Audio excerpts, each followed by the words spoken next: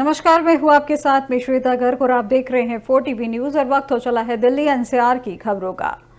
भारत ऊर्जा सप्ताह 2025 का तीसरा संस्करण का हुआ है शुरू, जहां पर प्रधानमंत्री नरेंद्र मोदी टेली कॉन्फ्रेंसिंग के जरिए करेंगे उद्घाटन।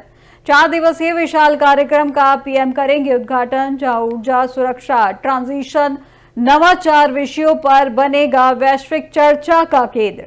आयोजन पिछले दोनों संस्करणों से बड़ा और होगा विविधतापूर्ण, जहां कार्यक्रम में 20 से अधिक देशों के ऊर्जा मंत्री, 90 फॉर्च्यून होंगे शामिल, जहां 500 कंपनियों, अंतर्राष्ट्रीय संगठनों के प्रतिनिधि होंगे शामिल, जिसमें 1 लाख वर्ग मीटर में फैला है ये आयोजन, जहां पे 70,000 प्रतिनिधियों का अनुमान बताया जा रहा है। इस वक्त की बड़ी खबर आपको दिल्ली एनसीआर से बताई जा रही है, जहां पे कार्यक्रम को लेकर एक बड़ी खबर सामने आ रही है, जहां पर भारत ऊर्जा सप्ताह 2025 का तीसरा संस्करण शुरू होगा, जहां पे प्रधानमंत्री नरेंद्र मोदी टेलीकॉन्फ्रेंसिंग के जरिए करेंगे उद्घाटन। 4 दिवसीय विशाल कार्यक्रम का पीएम करेंगे उद्घाटन, जिसमें ऊर्जा सुरक्षा, ट्रांजिशन, नवाचार विषयों पर बनेगा वैश्विक चर्चा का केंद्र, जहां आयोजन पिछले दोनों संस्करणों से बड़ा और होगा विविधतापूर्ण, जहां कार्यक्रम में 20 से अधिक देशों के ऊर्जा मंत्री, 90 फॉर्च्यून होंगे शामिल, 500 कंपनियों के, अंतर्राष्ट्रीय संगठनों के प्रतिनिधि भी होंगे शामिल, जिसमें 1 लाख वर्ग मीटर में ये आयोजन में 70,000 प्रतिनिधियों का अनुमान बताया जा रहा है।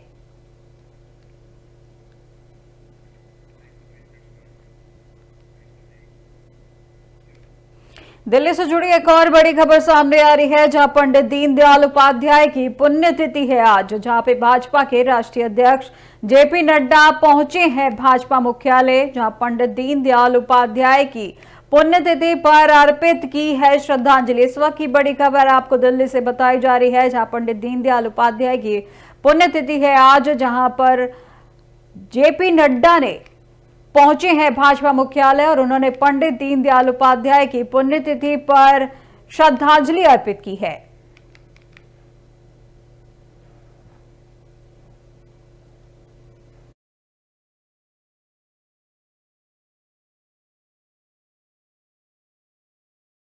दिल्ली से जुड़ी एक और बड़ी खबर सामने आ रही है, जहां भाजपा मुख्यालय पहुंची है भाजपा सांसद बांसुरी स्वराज, जहां पंडित दीनदयाल उपाध्याय की पुण्यतिथि पर श्रद्धांजलि अर्पित की है। पार्टी के अन्य नेताओं ने भी श्रद्धांजलि अर्पित की। इस वक्त की बड़ी खबर आपको बताई जा रही है, जहां पर भाजपा मुख्यालय पहुंची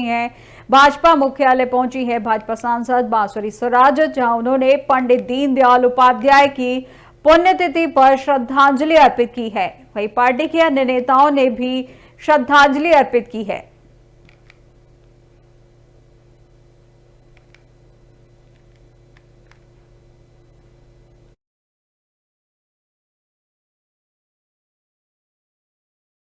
आपके राष्ट्रीय संयोजक अरविंद केजरीवाल की घेराबंदी जारी है, जिसमें भारतीय जनता पार्टी द्वारा जारी अरविंद केजरीवाल की घेराबंदी, शीश महल के साथ विलय की अन्य संपत्तियों को रद्द करने की मांग की गई है।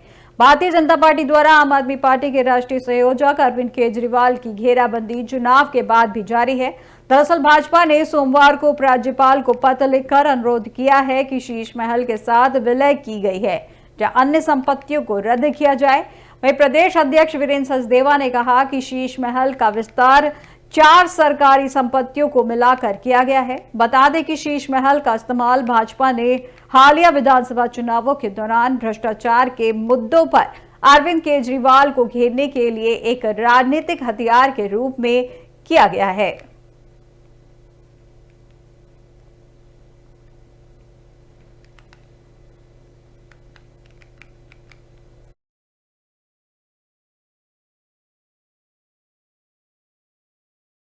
दिल्ली एनसीआर से है, जहां हरियाणा सरकार के मंत्री अनिल विज को नोटिस दिया गया है, जहां हरियाणा भाजपा के अध्यक्ष मोहन लाल बड़ौली ने जारी किया है नोटिस, जिसमें 3 दिन में अनिल विज से लिखित स्पष्टीकरण मांगा गया है। अपने बयानों से भाजपा के लिए मुश्किलें खड़ी कर रहे हरियाणा सरकार के मंत्री अनिल विज को पार्टी ने कारण बताओ नोटिस जारी किया है। हरियाणा भाजपा के अध्यक्ष मोहन लाल बड़ौली की ओर से जारी किए गए नोटिस में कहा गया है कि अनिल विज ने हाल ही में पार्टी के अध्यक्ष और मुख्यमंत्री नायब सिंह सैनी के खिलाफ बयान दिए हैं और यह पार्टी के नीति तथा आंतरिक अनुशासन के खिलाफ है। नोटिस में कहा गया है कि आपका यह कदम न केवल पार्टी की विचारधारा के खिलाफ है, बल्कि ऐसे वक्त में आपके बयान आए हैं जब पड़ोसी राज्य दिल्ली में पार्टी चुनाव अभियान चला रही थी। अनिल विज को जारी की गई नोटिस में कहा गया है कि यह सूचित किया जाता है कि आपने हाल ही में पार्टी के अध्यक्ष और पार्टी के मुख्यमंत्री पद के खिलाफ सार्वजनिक रूप से बयान दिए हैं। यह गंभीर आरोप है कि यह पार्टी की नीति और आंतरिक अनुशासन के खिलाफ है। आपका यह कदम न केवल पार्टी की विचारधारा के खिलाफ है, बल्कि यह उस समय पर हुआ है जब पार्टी पड़ोसी राज्य दिल्ली में चुनावों के लिए अभियान चला रही थी। नोटिस में यह भी कहा गया है कि आपने यह जानते हुए कि इस तरह की बयानबाजी की कि जिससे पार्टी को नुकसान होगा, इसे स्वीकार नहीं किया जा सकता। नोटिस में आगे कहा गया है कि पार्टी के राष्ट्रीय अध्यक्ष के निर्देशानुसार आपको यह नोटिस जारी किया गया है और आपसे अपेक्षा की जाती है कि आप 3 दिन में इस विषय पर अपना लिखित स्पष्टीकरण दें।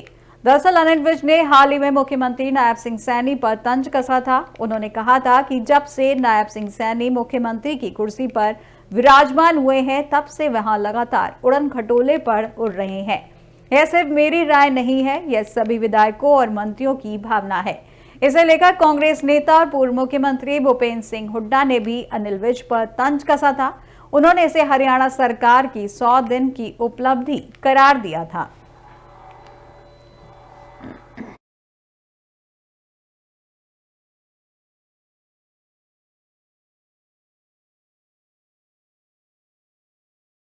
दिल्ली एनसीआर की एक बड़ी खबर सामने आ रही है, जहां गुरु रविदास जयंती के अवसर पर सार्वजनिक अवकाश घोषित किया गया है।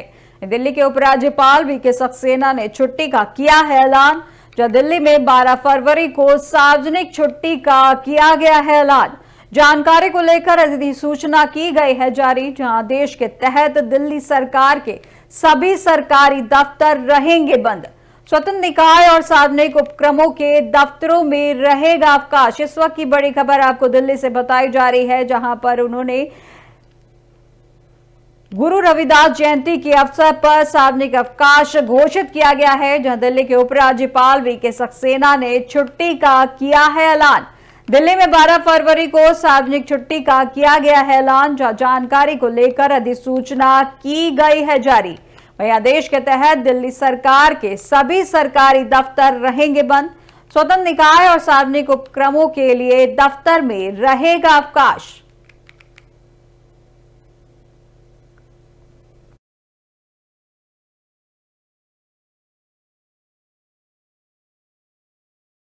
बड़ी खबर, जहां पे बीजेपी के नवनिर्वाचित विधायक पहुंचेंगे संसद। जहां दिल्ली में आज दोपहर 3:30 बजे पहुंचेंगे संसद। अरविंद सिंह लवली, मोहन सिंह बिष्ट विधायक रहेंगे मौजूद, जिसमें बीजेपी अध्यक्ष जेपी नड्डा से संसद भवन में करेंगे मुलाकात। इस वक्त की बड़ी खबर दिल्ली से बताई जा रही है, जहां पे बीजेपी के नवनिर्वाचित विधायक पहुंचेंगे संसद। जहां दिल्ली में आज दोपहर 3:30 बजे पहुंचेंगे संसद। अरविंदर सिंह लवली, मोहन सिंह बिष्ट विधायक रहेंगे मौजूद। इसके साथ ही बीजेपी अध्यक्ष जेपी नड्डा से संसद भवन में करेंगे मुलाकात।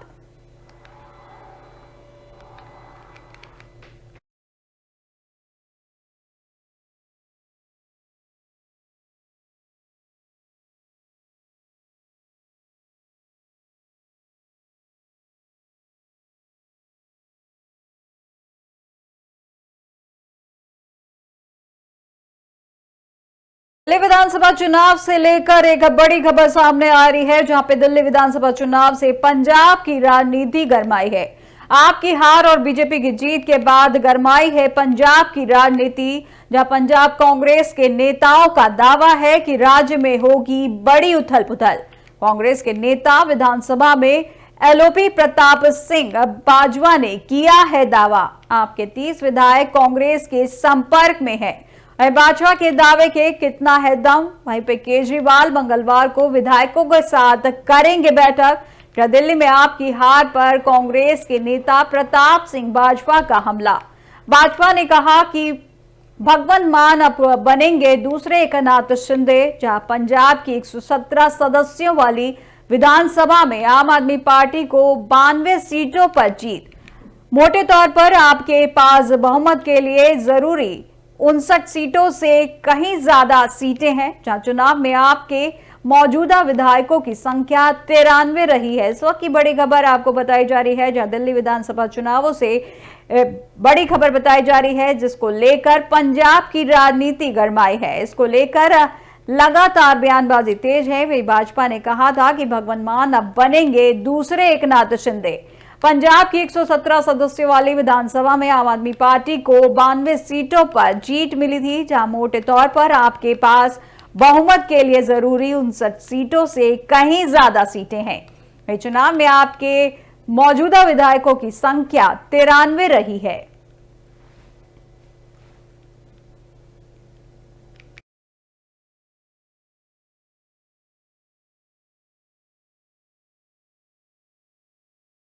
खबर ईस्ट दिल्ली से है, जहां 2 शातिर जुआरी को कल्याणपुरी पुलिस की टीम ने गिरफ्तार किया है, जिनके पास से 2,880 रुपए, एक पेन और 11 सट्टा पर्ची बरामद हुई है, जिन्हें कल्याणपुर की पुलिस द्वारा जब्त कर लिया गया है।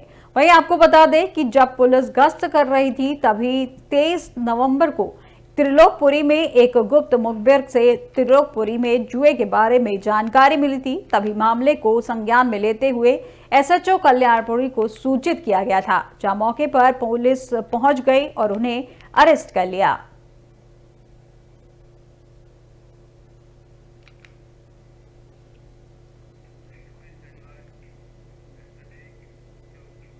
सेंट्रल नोएडा एडीसीपी हिदेश कठेरिया ने बताया कि पुलिस के द्वारा मुठभेड़ को जब अंजाम दिया गया, जिस समय बिसरख पुलिस के द्वारा कामाख्या बिला से चिपियाना की ओर जाने वाले तिराहा पर चेकिंग की जा रही थी, तभी चिपियाना की तरफ से एक मोटरसाइकिल पर 2 व्यक्ति आते हुए दिखाई दिए, जिन्हें पुलिस द्वारा रुकने का इशारा किया गया।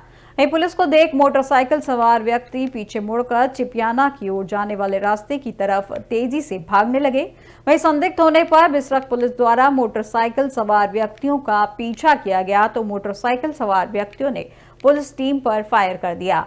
पुलिस द्वारा जवाबी कार्रवाई में एक बदमाश की गोली लगने से घायल हो गया। वहीं घायल बदमाश की पहचान अमित के रूप में हुई है और इसका दूसरा साथी पुलिस की कॉम्बिंग के दौरान गिरफ्तार किया गया है, जिसकी पहचान सद्दाम के रूप में हुई है। पुलिस ने मुठभेड़ के दौरान बदमाशों के कब्जे से 2 देसी तमंचे, 315 बोर, 2 जिंदा कारतूस, 315 बोर, 2 खोखा कारतूस, 315 बोर और साथ ही घटना को अंजाम देने में प्रयोग एक मोटरसाइकिल भी बरामद की है।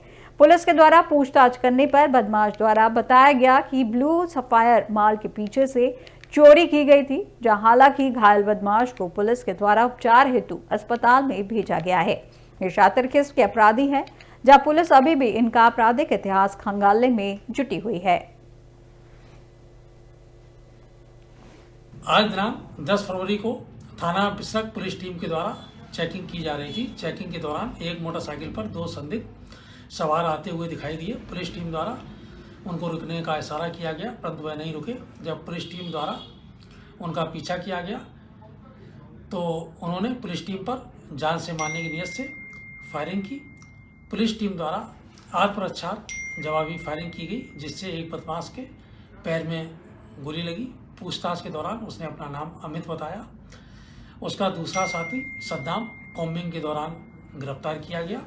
इनके पास से 2 अवैध तमंचे, कार्टेज और एक चोरी की मोटरसाइकिल बरामद हुई है। अन्य विवेचनात्मक कार्रवाई प्रचलित। आज दिनांक 10 फरवरी को थाना बिसरख पुलिस टीम के द्वारा चेकिंग की जा रही थी। चेकिंग के दौरान एक मोटरसाइकिल पर 2 संदिग्ध सवार आते हुए दिखाई दिए। पुलिस टीम द्वारा उनको रुकने का इशारा किया गया, परंतु वह नहीं रुके। जब पुलिस टीम द्वारा उनका पीछा किया गया, तो उन्होंने पुलिस टीम पर जान से मारने की नीयत से फायरिंग की। पुलिस टीम द्वारा आत्मरक्षा जवाबी फायरिंग की गई, जिससे एक बदमाश के पैर में गोली लगी। पूछताछ के दौरान उसने अपना नाम अमित बताया।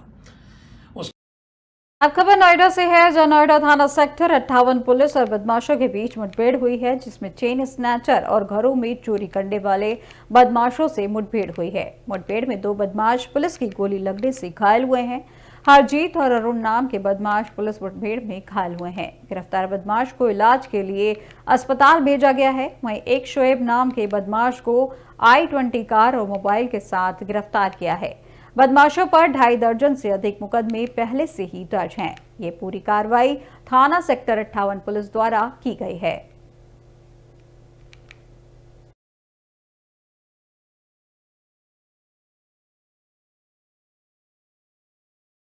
दिल्ली एनसीआर से है, जहां ऑनलाइन गेमिंग पर सुप्रीम कोर्ट का अहम फैसला किया गया है। जहां ऑनलाइन गेमिंग पर लगने वाले जीएसटी को लेकर एक फैसला किया गया है। उसमें कहा गया कि केवल राज्य सरकार ही लगा सकती है लॉटरी पर कर, केंद्र द्वारा नहीं लगाया जा सकता है सेवा कर। वही सुप्रीम कोर्ट ने अपने फैसले में केंद्र की याचिका को किया है खारिज।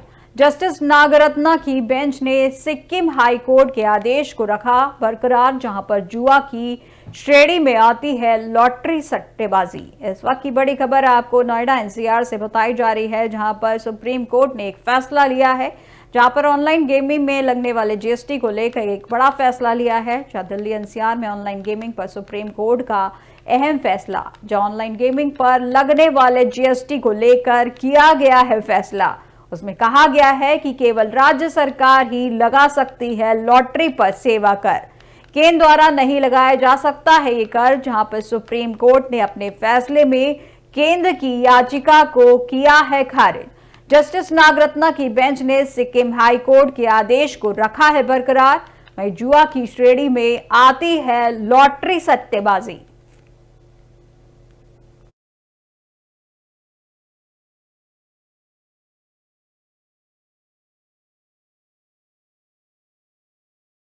कपूरथला हाउस में पंजाब के मुख्यमंत्री भगवंत मान, उनके मंत्रियों, राज्य के आप विधायकों, सांसदों के साथ अरविंद केजरीवाल की बैठक शुरू हो गई है। जहां केजरीवाल ने पंजाब के अपने नेताओं की यह बैठक पार्टी की राज्य इकाई में बढ़ते आंतरिक असंतोष की चर्चा के बीच बुलाई गई है।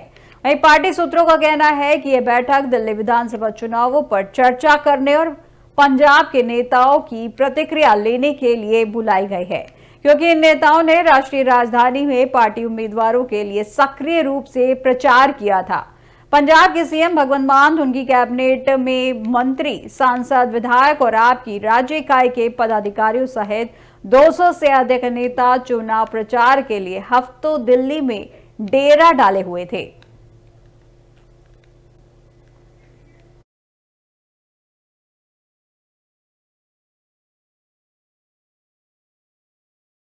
की खबरों में फिलहाल बस इतना ही, और अधिक जानकारी के लिए देखते रहिए 4 टीवी न्यूज। नमस्कार।